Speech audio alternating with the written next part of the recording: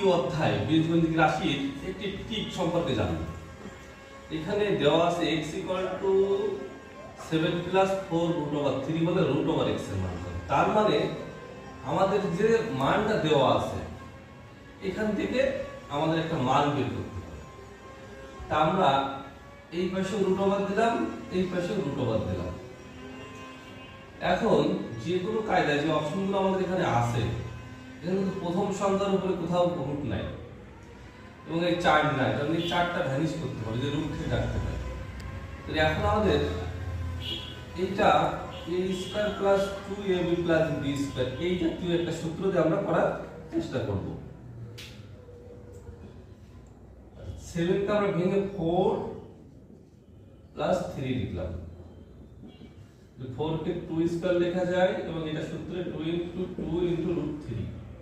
তার মানে b এর যে পার্টটা আছে এইটা √3 লেখা আসলে √3 এর বর্গমূল 3 হয়। মানে a² + 2ab + b² মানে a + b²। তার মানে এটা 2 + √3² লেখা যায়। আমরা তো জানি রুট আর স্কয়ার বাদ যায়, সেটা কিভাবে বাদ যায় সেটা দেখা যায়। রুট মানে হচ্ছে 1/2, এর 2 বাদ যায় 2 + √3। তাহলে উত্তর হচ্ছে ক নম্বর। ধন্যবাদ।